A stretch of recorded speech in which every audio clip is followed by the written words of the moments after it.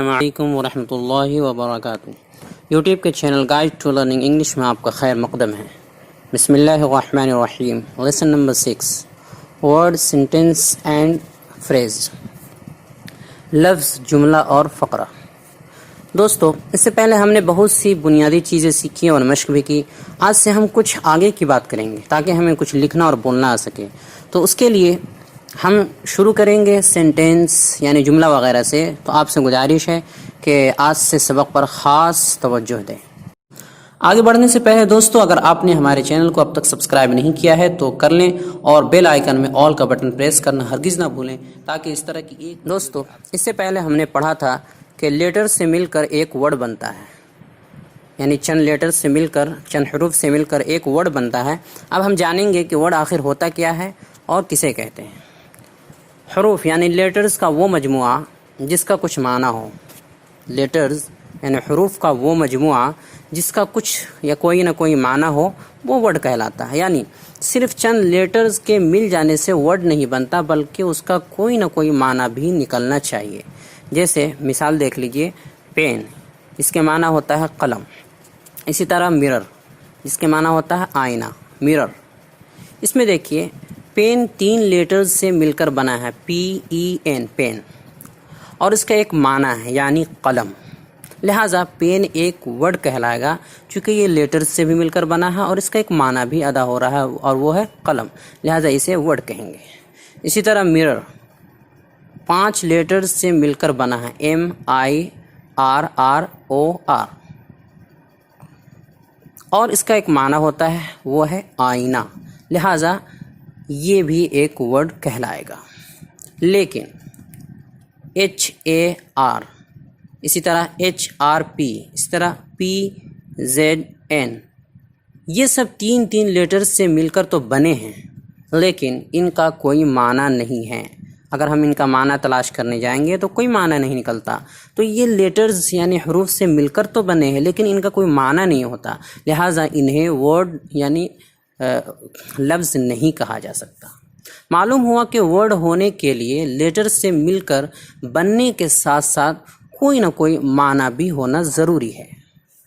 لفظ یعنی ورڈ کی ایک ترتیب بھی ہوتی ہے جسے ہم اسپیلنگ کہتے ہیں۔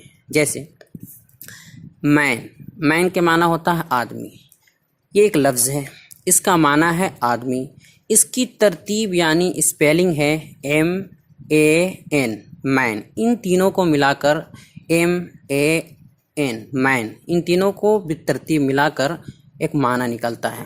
اگر کوئی اس کی ترتیب بدل دے اور لکھے NAM، MAN کے بجائے کوئی NAM لکھے تو لیٹرز تو وہی ہیں لیکن اسپیلنگ بدل گیا ہے، لہٰذا اب اس کا معنی آدمی نہیں رہا بلکہ یہ بے معنی لفظ ہو گیا۔ تو ترتیب یعنی اسپیلنگ بھی درست ہونا ضروری ہے۔ اسپیلنگ کی انگلش میں بہت اہمیت ہے، اس کے یاد رکھنے کا کوئی خاص قاعدہ تو نہیں ہے، تاہم کچھ تجربے ہیں۔ اسپیلنگ کے تعلق سے ایک مستقل ویڈیو بنا ہوا ہے، احباب اسے ضرور دیکھیں، لنک ڈسکرپشن میں دے دیا گیا ہے۔ سینٹینس اینڈ فریز، جملہ اور فقرہ۔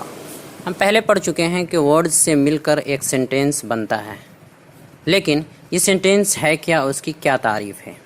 تو جان لیجئے، الفاظ یعنی ورڈز کا وہ مجموعہ، الفاظ یعنی ورڈز کا وہ مجموعہ جو مکمل معنی ادا کرے، جس کا مکمل معنی ہو، اسے سینٹینس یعنی جملہ کہتے ہیں۔ دوسرے لفظوں میں یہ کہہ سکتے ہیں کہ الفاظ کے ایسے مسلسل مجموعے کو جملہ کہتے ہیں جس سے سننے والا بات کو پوری طرح سمجھ لے اور اس کا مفہوم حاصل کر لے۔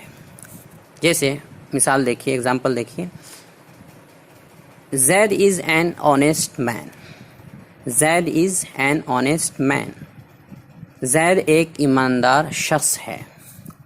اسی طرح I am a beginner student, I am a beginner student, میں ایک مبتدی طالب علم ہوں۔ ان میں آپ دیکھ سکتے ہیں جملہ چند الفاظ یعنی ورڈز سے مل کر بنے ہیں اور ان دونوں سینٹینسز سے مکمل مفہوم بھی ادا ہو رہا ہے۔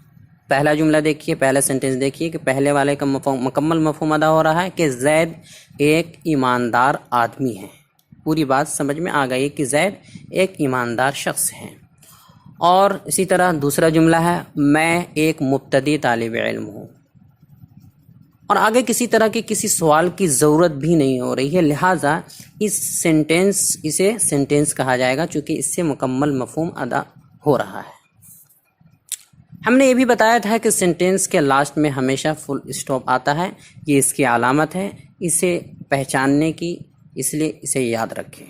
فقرہ یعنی فریز، الفاظ یعنی ورڈز کا وہ مجموعہ جو مکمل مفہوم ادا کرے، یعنی الفاظ کا ایسا مسلسل مجموعہ جس سے سننے والا بات کو پوری طرح نہ سمجھ سکے اور نہ ہی اس کا مفہوم حاصل کر سکے۔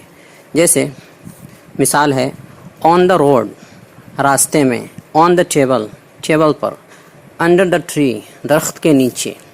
ان میں دیکھیے پہلا فقرہ ہے راستے میں یعنی آن دا روڈ، یہ الفاظ یعنی ورڈز کا مجموعہ تو ہے، یعنی یہ ورڈز سے مل کر تو بنا ہے، لیکن اس سے پورا مطلب اور مفہوم سمجھ میں نہیں آ رہا، بلکہ ذہن میں سوال آ رہا ہے کہ راستے میں کیا، راستے میں گڈھا، راستے میں پانی ہے، راستے میں کیا ہے، کچھ سمجھ میں نہیں آ رہا، لہٰذا بات ناقص اور ادھوری ہے، اس لیے یہ سینٹینس نہیں بلکہ ایک فریز ہے۔ دوسرا فقرہ ہے آن دا ٹیبل یعنی ٹیبل پر، یہ بھی ادھورا ہے، سمجھ میں نہیں آ رہا ہے کہ کیا کہنا چاہتے ہیں، ٹیبل پر کیا ہے، ٹیبل پر پانی ہے، ٹیبل پر گلاس ہے یا کوئی اور چیز ہے، بات پوری نہیں ہو پا رہی ہے، کچھ سمجھ میں نہیں آ رہا، اس لیے کہ بات مکمل نہیں ہے، لہٰذا ایسے فقرے کو فریز کہتے ہیں۔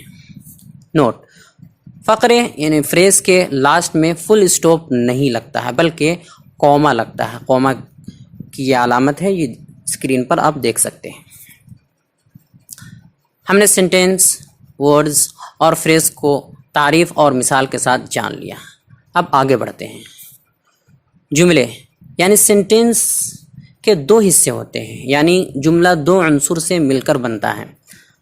پہلا سبجیکٹ جسے اردو میں مبتدا یا فاعل کہتے ہیں، دوسرا پریڈیکیٹ جسے اردو میں خبر کہتے ہیں۔ جانتے ہیں پہلا سبجیکٹ کیا ہے؟ جملے یعنی سینٹینس کا وہ حصہ، جملہ یعنی سینٹینس کا وہ حصہ جس کے بارے میں ہم کچھ بات کرتے ہیں، اسے سبجیکٹ یعنی مبتدا کہتے ہیں۔ پھر سے سمجھیے، جملے یعنی سینٹینس کا وہ حصہ جس کے بارے میں ہم کچھ بات کرتے ہیں، جس کے بارے میں ہم کچھ گفتگو کرتے ہیں، اسے سبجیکٹ یعنی مبتدا کہتے ہیں۔ اور جملے کا وہ حصہ جو سبجیکٹ یعنی مبتدا کے بارے میں ہمیں کچھ بتاتا ہے، جملے کا وہ حصہ جو سبجیکٹ یعنی مبتدا کے بارے میں ہمیں کچھ بتاتا ہے یا جانکاری دیتا ہے، اسے پریڈیکیٹ یعنی خبر کہتے ہیں۔ مختصر یہ کہ سبجیکٹ کے علاوہ، سبجیکٹ جو پہلا ہوتا ہے اس کے علاوہ باقی حصہ سارا کا سارا پریڈیکیٹ کہلاتا ہے۔ نحو صرف پڑھنے والے حضرات اسے اچھی طرح سمجھتے ہوں گے، آئیے اسے اچھی طرح سمجھنے کے لیے پہلے ہم اردو سمجھتے ہیں۔ جیسے زید ایک عالم ہے، اسی طرح راشد قرآن کی تلاوت کرتا ہے، یہ درخت بہت لمبا ہے، آم میٹھا لگتا ہے یا آم میٹھا ہوتا ہے۔ تو ان چار جملوں اور چار سینٹینس میں دیکھیے کہ ہر جملے میں دو حصے ہیں۔ اور سے دیکھیے، پہلے جملے میں زید ایک ہے اور دوسرا ہے ایک عالم ہے۔ زید ایک عالم ہے تو زید ایک حصہ ہے اور ایک عالم ہے یہ دوسرا حصہ ہے۔ اسی طرح راشد قرآن کی تلاوت کرتا ہے، اس میں پہلا حصہ ہے راشد اور دوسرا حصہ ہے کہ وہ قرآن کی تلاوت کرتا ہے۔ اسی طرح یہ درخت بہت لمبا ہے، تو اس میں یہ درخت یہ پہلا حصہ ہے اور بہت لمبا ہے یہ دوسرا حصہ ہے۔ اسی طرح آم میٹھا لگتا ہے، تو اس میں دیکھیے آم ایک پہلا حصہ ہے اور میٹھا لگتا ہے یہ دوسرا حصہ ہے۔ سے یوں سمجھیے کہ ہر ایک کا پہلا حصہ زید، راشد، یہ درخت، آم، یہ سب وہ چیزیں ہیں اس کے بارے میں آگے کچھ کہا گیا ہے، کچھ جانکاری دی گئی ہے، اس لیے اسے انگلش میں سبجیکٹ یعنی مبتدا کہا جاتا ہے۔ اور ہر ایک کا دوسرا حصہ، جیسے دوسرا حصہ ہر ایک کا ہے، ایک عالم ہے، قرآن کی تلاوت کرتا ہے، بہت لمبا ہے یا میٹھا لگتا ہے، یہ ہر ایک کا دوسرا حصہ۔ یہ سب وہ حصے ہیں جنہوں نے پہلے حصے یعنی سبجیکٹ کے بارے میں ہمیں کچھ بتایا ہے اور ایک جانکاری دی ہے کہ وہ فلاں ایسا ہے، فلاں چیز ایسی ہے، فلاں ایسا ہے، لہٰذا اسے پریڈیکیٹ کہتے ہیں۔ اب انگلش کی مثال دیکھیے، زید از این عالم، زید ایک عالم ہے. Rashid recites the holy Quran. Rashid Quran کریم کی تلاوت کرتا ہے. This tree is very tall. یہ درخت بہت لمبا ہے. Mango taste sweet. آم میٹھا لگتا ہے. اس میں دیکھیے زید پہلا حصہ ہے اور اس کے بارے میں آگے از این عالم بتایا گیا ہے کہ از این عالم کہ وہ ایک عالم ہے. اس کے ذریعے یہ بتایا گیا ہے کہ وہ ایک عالم ہے، لہٰذا اس حصے کو پریڈیکیٹ کہتے ہیں. اسی طرح اگلی مثالوں میں دیکھیے راشد، اسی طرح دس ٹری اور مینگو، یہ سب سبجیکٹ ہیں، یہ سب پہلا حصہ ہے، اس لیے کہ ان کے بارے میں آگے کچھ جانکاری دی گئی ہے. لہٰذا ان سب کو ہر ایک جملے کے ان سب کو راشد یا دس ٹری مینگو ان سب کو سبجیکٹ کہا جائے گا. اور دوسرا حصہ یعنی ریسائٹس دا ہولی قرآن یا از ویری ٹال یا ٹیسٹ سویٹس، یہ جملے یہ سینٹینس کے وہ حصے ہیں جو ہمیں پہلے حصے یعنی سبجیکٹ کے بارے میں کچھ جانکاری دے رہے ہیں کہ وہ قرآن کریم کی تلاوت کرتا ہے یا بہت لمبا ہے یا میٹھا ہوتا ہے، میٹھا لگتا ہے. یہ سب پہلے حصے کے بارے میں ہمیں جانکاری دے رہے ہیں، اس لیے انہیں پریڈیکیٹ یعنی خبر کہتے ہیں. یاد رہے ضروری نہیں ہے کہ سینٹینس یعنی جملے میں ہر جگہ سبجیکٹ اور پریڈیکیٹ بظاہر نظر بھی آئے. بسا اوقات محذوف بھی ہوتے ہیں اور ایسا ہر زبان میں ہوتا ہے کہ کچھ نہ کچھ کہیں کہیں محذوف ہوتا ہے. جیسے فرض کیجئے کہ آپ نے مجھ سے کچھ پوچھا، یہ پوچھا کیا مدرسے جاؤ گے؟ آپ نے مجھ سے پوچھا، سوال کیا کہ کیا مدرسے جاؤ گے؟ تو میں نے جواب دیا نہیں. بس آپ سمجھ گئے کہ میں مدرسہ نہیں جاؤں گا. اس میں آپ کا سوال کہ کیا مدرسے جاؤ گے یہ ایک جملہ ہے اور میرا جواب نہیں. میرا جواب صرف یہ کہنا کہ نہیں، یہ بھی ایک جملہ ہے. میرا جملہ صرف ایک لفظ یعنی ایک ورڈ سے بنا ہے، نہیں، کئی الفاظ سے نہیں بنا ہے. لیکن آپ کو پتہ ہوگا کہ میرے نہیں کہنے کا مقصد تھا، میں نے جو کہا نہیں تو اس کا کہنے کا مقصد یہ تھا، مکمل مفہوم یہ تھا کہ میں مدرسہ نہیں جاؤں گا. مگر اسے مختصر میں ہی بولا جاتا ہے، ہر زبان میں شارٹ میں اور مختصر میں بولتے ہیں. لہٰذا صرف میں نے نہیں کہا اور بات پوری ہو گئی. تو اسی طرح استعمال کیا جاتا ہے مختصر میں، تو یہ بھی ایک جملہ کہلاتا ہے. اس کے سوالات. سوال نمبر 1، اسپیلنگ کسے کہتے ہیں؟ اسپیلنگ کسے کہتے ہیں؟ نمبر 2، ان میں کون سینٹینس ہے اور کون فریز ہے؟ یہ جملے دیے جا رہے ہیں نیچے، ان میں بتائیں کہ ان میں کون سینٹینس ہے اور کون فریز ہے. ایٹ ہوم، گھر پر. ہی از مائی بیسٹ فرینڈ، وہ میرا سب سے اچھا دوست ہے.